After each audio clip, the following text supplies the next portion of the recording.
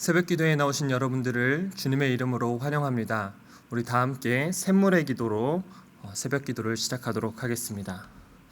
마음 모아 샘물의 기도를 하나님께 드리겠습니다.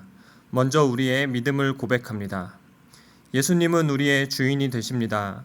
주인 되신 예수님 앞에서 겸손한 마음을 허락하시고 나의 뜻보다 주님의 뜻을 따르는 선한 청지기가 되게 하소서. 교회와 예배를 위해 기도합니다. 우리 샘물교회가 교회다운 교회, 기도하는 교회가 되게 하소서. 온 교회가 예배의 영광과 회복의 기쁨을 누리게 하시고 세상 가운데 주님의 사랑을 흘려보내는 샘물이 되게 하소서. 주께서 친히 임재하셔서 샘물의 주인이 되어주소서. 목장을 위해 기도합니다. 선한 목자 되신 예수님, 샘물의 목장을 푸른 풀밭으로 쉴만한 물가로 인도하여 주소서. 목자를 세우셨으니 감당할 만한 힘과 지혜를 주시고 섬김 가운데 부족함이 없도록 모든 필요를 채워주소서. 목장 모임을 통해 주님의 사랑을 깊이 체험하고 더욱 성숙한 신앙인이 되게 하소서. 다음 세대를 위해 기도합니다. 샘물의 다음 세대들이 믿음 가운데 서게 하소서.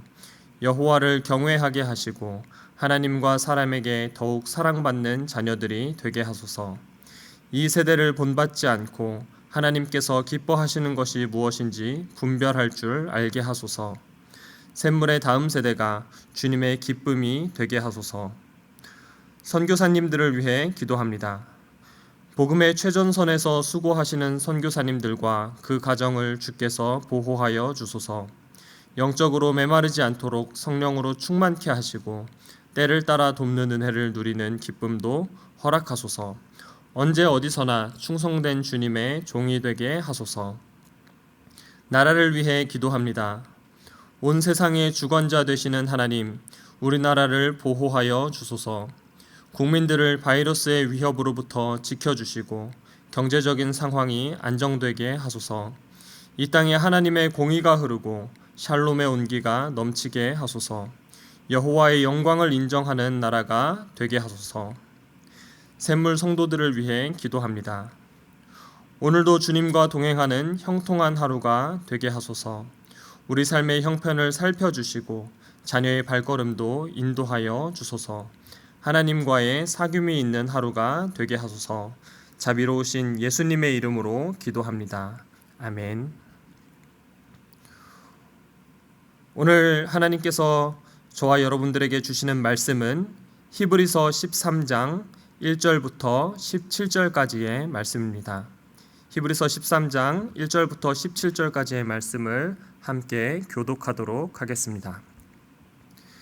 형제 사랑하기를 계속하고 손님 대접하기를 잊지 말라. 이로써 부지 중에 천사들을 대접한 이들이 있었느니라. 너희도 함께 갇힌 것 같이 갇힌 자를 생각하고 너희도 몸을 가졌은즉 학대받는 자를 생각하라. 모든 사람은 결혼을 귀히 여기고 침소를 더럽히지 않게 하라. 음행하는 자들과 간음하는 자들을 하나님이 심판하시리라. 돈을 사랑하지 말고 있는 바를 족한 줄로 알라. 그가 친히 말씀하시기를 내가 결코 너희를 버리지 아니하고 너희를 떠나지 아니하리라 하셨느니라. 그러므로 우리가 담대히 말하되 주는 나를 돕는 이시니 내가 무서워하지 아니하겠노라. 사람이 내게 어찌하리요 하노라. 하나님의 말씀을 너희에게 일러주고 너희를 인도하던 자들을 생각하며 그들의 행실의 결말을 주의하여 보고 그들의 믿음을 본받으라. 예수 그리스도는 어제나 오늘이나 영원토록 동일하시니라. 여러 가지 다른 교훈에 끌리지 말라. 마음은 은혜로서 굳게 함이 아름답고 음식으로서 할 것이 아니니 음식으로 말미암아 행한 자는 유익을 얻지 못하였느니라. 우리에게 제단이 있는데 장막에서 섬기는 자들은 그 제단에서 먹을 권한이 없나니 이는 죄를 위한 짐승의 피는 대제사장이 가지고 성소에 들어가고 그 육체는 영문 밖에서 불사름이라. 그러므로 예수도 자기 피로써 백성을 거룩하게 하려고 성문 밖에서 고난을 받으셨느니라. 그런즉 우리도 그의 치욕을 짊어지고 영문 밖으로 그에게 나아가자. 우리가 여기에는 영구한 도성이 없으므로 장차 올 것을 찾나니 그러므로 우리는 예수로 말미암아 항상 찬송의 제사를 하나님께 드리자. 이는 그 이름을 증언하는 입술의 열매니라. 오직 선을 행함과 서로 나누어 주기를 잊지 말라. 하나님은 이 같은 제사를 기뻐하시느니라. 너희를 인도하는 자들에게 순종하고 복종하라. 그들은 너희 영혼을 위하여 경성하기를 자신들이 청산할 자인 것 같이 하느니라. 그들로 하여금 즐거움으로 이것을 하게 하고 근심으로 하게 하지 말라. 그렇지 않으면 너희에게 유익이 없느니라. 아멘. 오늘의 말씀은 삶입니다. 우리 믿는 자들의 삶의 자세에 대해서 이야기하고자 합니다. 히브리서의 흐름을 살펴보면 먼저 믿음이 무엇인지, 그리고 믿음의 조상들의 삶이 어떠했는지 설명합니다. 그리고 우리 신자들에게 믿음의 경주를 하라고 권면하고 있습니다. 그렇다면 그 믿음의 경주는, 믿는 자들의 삶의 자세는 어떠해야 되는지에 대해서 오늘 본문이 말씀해주고 있습니다. 어제 말씀에서는 화평함과 거룩함을 따르라고 했습니다. 그리고 오늘은 더욱 구체적으로 어떤 삶을 살아야 하는지 이야기합니다. 아주 특별한 내용을 담고 있지는 않습니다. 너무나 평범하고 당연한 삶의 내용이지만 실천하기 어려운 삶이기도 합니다. 오늘 함께 나눌 때 신자의 삶은 어떠해야 되는가 다시 한번 마음에 새기시기를 바랍니다. 첫 번째로 신자는 어떻게 살아야 하는가? 신자는 사랑하며 살아야 합니다. 오늘 본문 1절입니다. 형제 사랑하기를 계속하고. 다른 말이 필요 없습니다. 사랑하는 샘물 성도님들, 서로 사랑하시기를 축복합니다. 사랑하며 살라. 이 메시지가 당시 그리스도인들에게 굉장히 큰 위로가 되었을 것입니다. 그 당시의 그리스도인들은 세상으로부터 박해를 받았습니다. 조금 격하게 표현하면 증오를 받는 사람들이었습니다. 그러한 상황 속에서 교회의 역할이 무엇이었느냐? 바로 사랑하는 것입니다. 세상 가운데 지친 사람들이 교회로 와서 서로 가운데 사귐이 있고 사랑과 격려가 있었습니다. 지친 사람들이 교회에 와서 안식을 누렸습니다. 위로를 받은 것입니다. 신자들에게 예수님께서 주신 말씀, 새 계명을 너희에게 주노니 서로 사랑하라. 내가 너희를 사랑한 것 같이 너희도 서로 사랑하라. 너희가 서로 사랑하면 이로써 모든 사람이 너희가 내 제자인 줄 알리라. 예수님께서 새 계명이라고 이렇게 말씀하셨습니다. 그렇지만 우리가 체감적으로 느낄 때에 새로운 내용은 아닙니다. 구약시대에 하나님께서는 사랑의 율법을 주셨습니다. 또 신약시대의 예수님께서는 우리를 향한 그분의 사랑을 몸소 보여주셨습니다. 예수 그리스도를 믿는 신자들은 예수님처럼 사랑의 삶을 살아야 합니다. 서로 사랑하라는 이 말씀은 우리 주님께서 돌아가시기 전날 밤에 제자들에게 당부하신 내용입니다. 예수님께서는 이 땅에서의 생애 마감 시점을 아마 알고 계셨을 것입니다. 우리 주님께서 마지막이라는 심정으로 제자들에게 당부한 말씀, 그것이 바로 서로 사랑하라는 것입니다. 그리고 주님께서 친히 인류를 향한 가장 위대한 사랑을 십자가에서 보여주셨습니다. 오늘 말씀 가운데는 형제 사랑뿐만 아니라 손님을 대접하는 것, 그리고 갇힌 자를 생각하는 것도 함께 말씀하고 있습니다. 그 역시도 서로 사랑하라는 사랑의 맥락입니다. 지난주에 선교사님들을 위한 선교관과 차량에 대한 광고가 나갔습니다. 그런데 그 광고 이후에 한 성도님께서 본인의 차량을 대여해 주셨습니다. 참 감사한 일입니다. 그분의 연락을 받고 이 생각이 들었습니다. 손님 대접하기를 잊지 말라. 이 말씀의 내용을 몸소 보여주신 그 성도님께 다시 한번 감사를 드립니다. 여러분, 신자의 삶은 어떠해야 합니까? 사랑하며 살아야 합니다. 사람을 변화시키는 힘은 사랑에서 나옵니다. 제가 군대에 있을 적에 이런 생각을 한 적이 있습니다. 사람을 빠르게 변화시키는 방법은 윽박지르고 권위로 찍어 누르는 것입니다. 그렇게 하면은 사람이 쉽게 바뀌는 것 같았습니다. 그런데 그것은 진정한 변화가 아닙니다.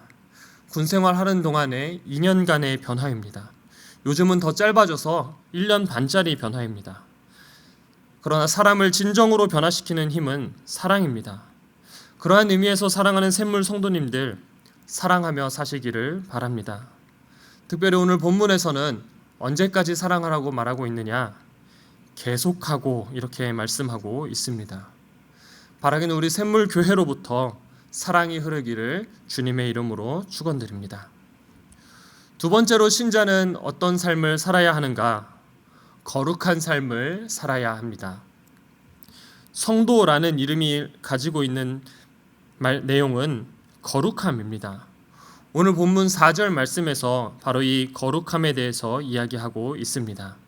오늘 본문 4절 말씀입니다. 모든 사람은 결혼을 귀히 여기고 침소를 더럽히지 않게 하라. 음행하는 자들과 간음하는 자들을 하나님이 심판하시리라.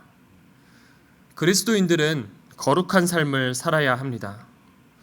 오늘 본문 말씀이 우리가 사는 이 시대에 꼭 필요한 말씀인 것 같습니다. 모든 성경 말씀이 그렇지만 특별히 오늘 본문은 더 마음에 새겨야 할 것 같습니다. 사회적으로 이혼 소식이 심심치 않게 들려옵니다. 우리는 어둡고 음란한 시대를 살고 있습니다. 더 가슴 아픈 건 이러한 일들은 세상에서 대수롭지 않게 생각한다는 것입니다. 지금은 우리 교회가 코로나 때문에 삶공부를 진행하지 못하고 있지만 풍성한 생명이라는 삶공부를 인도했었습니다. 그 중에 죄의 경중에 대해서 다루는 내용이 있었는데요. 4가지 죄의 목록이 있었습니다. 책의 의도는 작은 죄라도 하나님 앞에서 반드시 회개해야 한다라는 그러한 맥락이었습니다. 삶공부가 나눔식이다 보니까 사회적으로는 어떤 죄가 가장 큰 죄이고 어떤 죄가 가장 작은 죄일까 이러한 나눔을 했었습니다. 여러분들도 한번 생각해 보시면 좋겠습니다. 4가지 죄의 목록이 있었습니다. 약속을 어기는 것, 그 다음 친구에게 나쁜 말을 하는 것, 살인죄, 간음죄가 있었습니다. 상공부 멤버 가운데 개인차가 있긴 했지만 대체로 이러한 순서였습니다. 나쁜 말을 하는 것이 가장 가볍고 약속을 어기는 것, 간음, 그리고 살인하는 것이 점점 더 큰 죄라고 그렇게 나누었습니다. 그런데 상공부 멤버 중에 현직 경찰이 함께 있었습니다. 그런데 그분이 하시는 말씀이 일단 기본적으로 사회에서 죄라는 것이 구체적인 상황 속에서 발생하는 거라서 상황을 따져봐야 한다고 말씀하시면서 그냥 목록으로만 봤을 때 간통죄가 폐지되었기 때문에 현행법으로 간음은 죄가 아니라는 것입니다. 그렇지만 성경은 결혼을 귀히 여기고 침소를 더럽히지 않게 하라고 말씀합니다. 음행하는 자와 간음하는 자들은 하나님께서 심판하실 것이라고 말씀합니다. 거룩함과 정직함 그리고 순결함은 하나님을 올바르게 예배하는 데 있어서 필수적인 것입니다. 어제 본문 히브리서 12장 16절에서도 음행하는 자와 혹 한 그릇 음식을 위하여 장자의 명분을 판 에서와 같이 막론든 자가 없도록 살피라 이렇게 말씀하고 있습니다. 결혼 관계는 하나님과 하나님의 백성 간의 관계를 예표합니다. 또 배우자와의 관계는 창조주 하나님과의 관계에서 요구되는 사랑과 신뢰와 헌신을 예시하는 역할을 합니다. 저와 여러분들의 삶이 하나님께서 우리에게 요구하시는 신자의 삶, 거룩한 삶이 되시기를 바랍니다. 마지막 3번째로 신자는 어떻게 살아야 하는가? 자족하는 삶을 살아야 합니다. 물질과 관련해서 어떻게 살아야 하는지 가르침을 주고 있습니다. 우리가 흔히 돈을 생각할 때 다다익선 이러면 참 좋겠는데 성경은 그렇게 말씀하지 않습니다. 오늘 본문 5절 말씀입니다. 돈을 사랑하지 말고 있는 바를 족한 줄로 알라. 돈을 사랑하지 말라고 그렇게 말씀하고 있습니다. 물질에 대한 교훈은 성경 곳곳에서 가르쳐주고 있습니다. 바울 사도는 돈을 사랑함이 일만하게 뿌리라고 했습니다. 예수님은 부자는 천국에 들어가기 어렵다고 했습니다. 또 하나님과 재물을 겸하여 섬길 수 없다고 그렇게 말씀하셨습니다.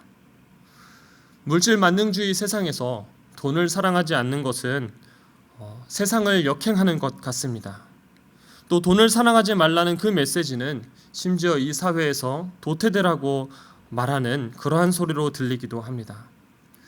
그러나 오늘 본문 5절 말씀을 다시 한번 보시면 하나님께서 우리에게 약속하신 것이 있습니다. 5절 하반절입니다. 그가 친히 말씀하시기를 내가 결코 너희를 버리지 아니하고 너희를 떠나지 아니하리라 하셨느니라. 아멘. 신자가 자족할 수 있는 비결은 하나님께서 결코 우리를 버리지 않기 때문입니다. 신자가 자족할 수 있는 비결은 하나님께서 우리와 함께 하시기 때문입니다. 바울 사도는 풍부와 궁핍에도 처할 줄 아는 일체의 비결을 배웠노라고 그렇게 말하고 있습니다. 그것이 바로 자족하는 마음입니다. 이 자족하는 마음이 아무것도 안 하고 그냥 주어진 대로 살라는 것이 아닙니다. 우리는 이 사회 속에서 치열하게 살아야 합니다. 그러나 우리의 공급자 되시는 하나님, 생명의 주관자이신 하나님께서 우리에게 주신 것들에 대해 감사하는 마음, 또 그분께서 나에게 주신 것으로 만족할 줄 아는 그러한 마음을 우리가 품어야 한다는 것입니다. 말씀을 정리합니다. 신자는 어떻게 살아야 하는가? 사랑하며 살고, 거룩하게 살고, 자족하며 살아야 합니다. 신자로서 또 오랫동안 신앙생활을 해온 사람들로서 너무나 간단한 이야기이고 또 잘 아는 내용이지만 막상 이렇게 살기는 쉽지 않은 그런 말씀입니다. 그러나 오늘 본문 6절 말씀, 그러므로 우리가 담대히 말하되 주는 나를 돕는 이시니 내가 무서워하지 아니하겠노라. 사람이 내게 어찌하리요 하노라. 우리를 도우시는 하나님, 그분을 기억하시면서 우리에게 주어진 삶의 자세, 사랑하며 살라, 거룩하게 살라, 자족하며 살라, 담대하게 살아내는 저와 여러분들 되시기를 주님의 이름으로 축원드립니다. 하나님의 도우심의 손길이 저와 여러분들 가운데 함께 하실 것입니다. 아멘.